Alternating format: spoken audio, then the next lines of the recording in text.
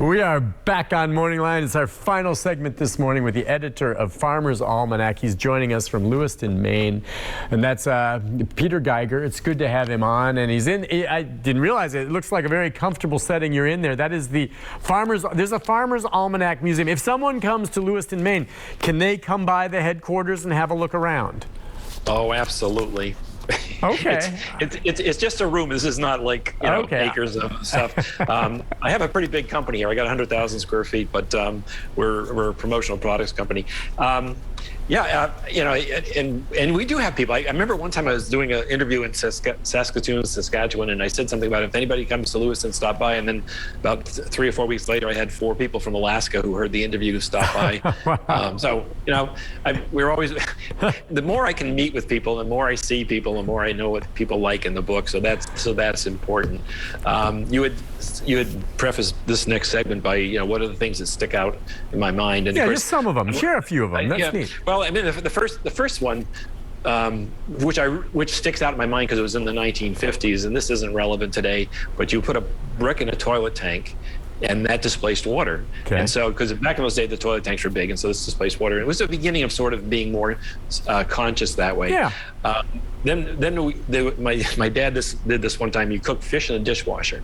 So what you do is you take a fillet of fish, and you put your seasoning on it. You double wrap of aluminum foil, put it in the top rack of the dishwasher, and as long as it goes through the full cycle and hits the temperature, it cooks the fish as it cleans the dishes. It's backwards, but it is very doable. And there's a couple of things that I really, really like when I was reading that. I wasn't sure what I was going to do for the 200th anniversary. I was like, for 10 years, I didn't know what I was going to do. So I finally locked myself in a room. And then there was a couple of things that I really thought were super.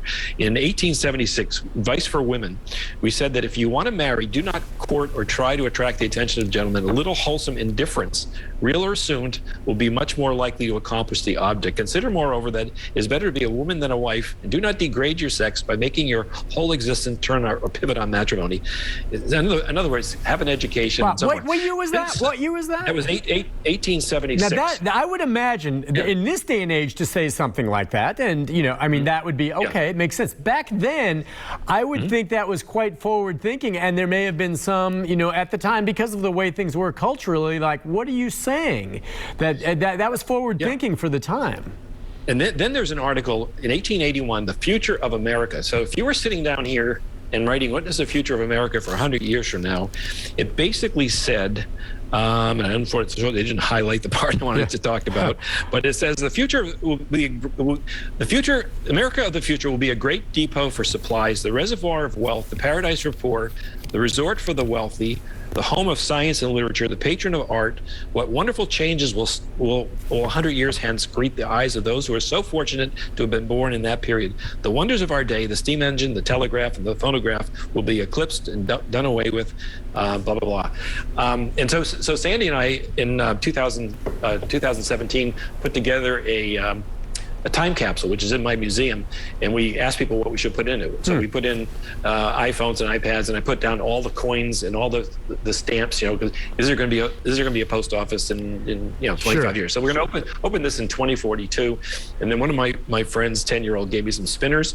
We put those in there, and I told him to come back in 25 years and open it up and take his spinners back, because I don't know that I'll be here in 25 years. Yeah.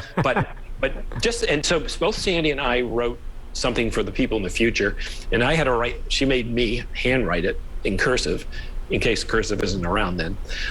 So you look at the history, and you realize the history repeats itself, or you learn something from history that make you better in the future. So there's so many great things in the publication, and I'm so fortunate that my dad, who did it from 1935 until 1994, and this was his passion. I mean, he loved the almanac as much as anything, and at the very end, I was in the room with him. He called me at 3 a.m. I got called. I was there, and he passed away. And I just feel like philosophically he wanted to hand it off in that all in the family.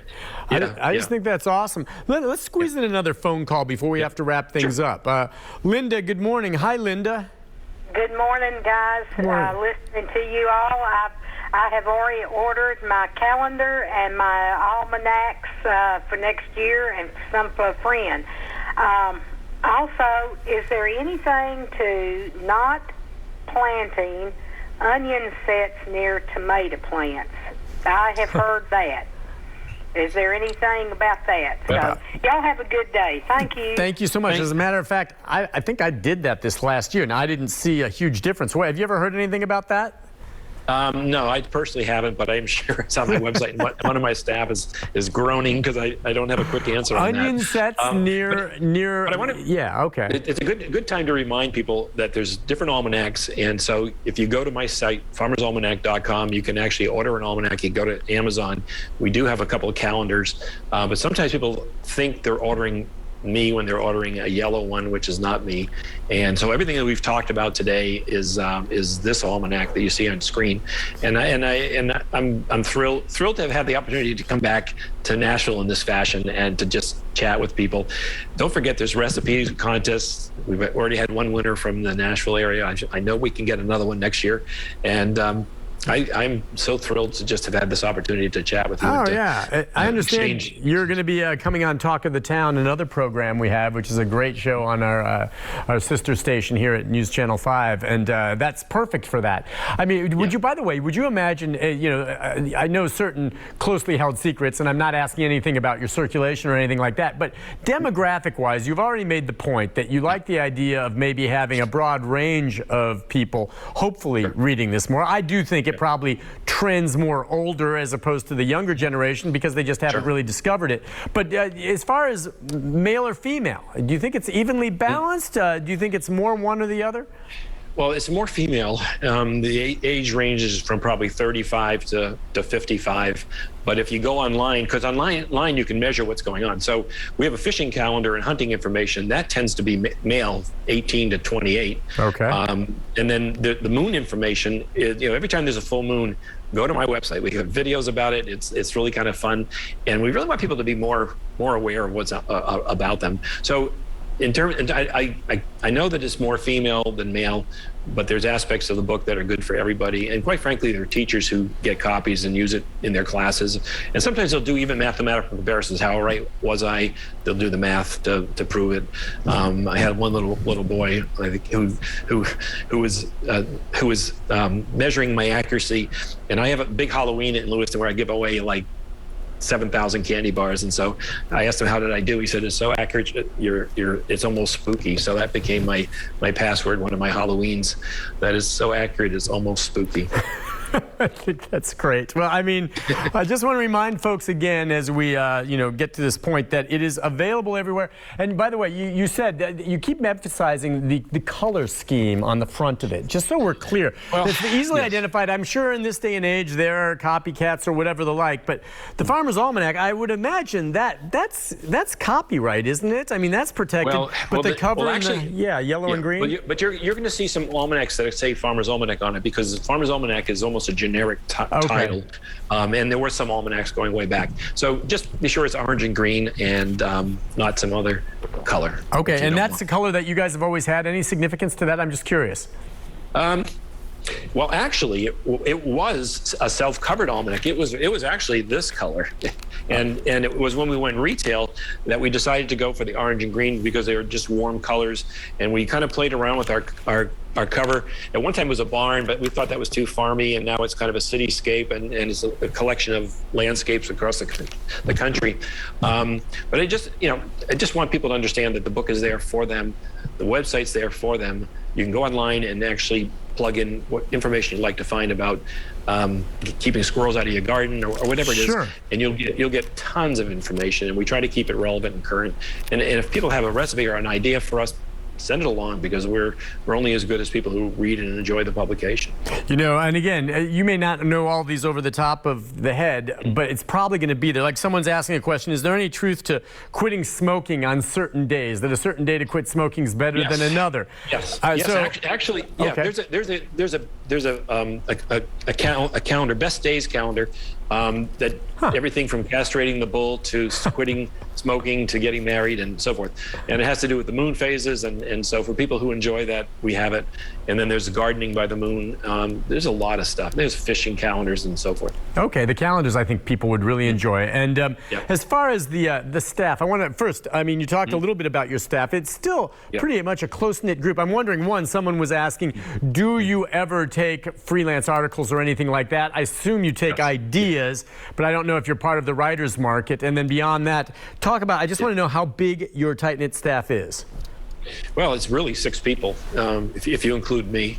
5 and a half if you include me, and then we do have some freelance writers who are very specialized, and then some people will submit things. I'm not big on that, but we do have freelance writers, and we do need help because we're doing a lot of articles online. So, for the first few years I was doing it, I could just steal from old almanacs, but I can't do that anymore. And besides, what was in the old almanacs isn't as relevant. Although the couple of articles I read to you, I'm overwhelmed. You actually can go online and download my 200th anniversary segment that talks about America through our eyes through the years. Yeah, but what I love is, like you said, you went back through some of the very old editions and found, and when we were talking about observations, and I would just venture to guess some of the observations made by farmers or others back 200 years ago, there's just no question they apply even today. Now, some may have become obsolete for a variety of reasons, but a lot of them, I think, apply exactly today. Yeah. And the best thing we ever didn't do was become political and get into political debates. And I don't want to be political. I just want to be as accurate as I can with the weather, and I want to be as good an almanac as I can. So if you see us in a store today, grab it and go online and Facebook and all the social medias and TikTok too. That's for our younger crowd. That's Hillary. Hillary's young, and so she's cranking those things out, and they look great. They're fun. That's awesome. You're on TikTok. Okay, well, that's where they all are right now. Listen, Peter, I really appreciate you coming on. What a neat conversation. I've been looking forward to this show all weekend, and really, really a good show. And you're right, by the way. You're not going to find politics editorials or anything like that in here, okay? It's too divisive these days, and it doesn't belong. This is just news you can use or stuff like, I didn't know that.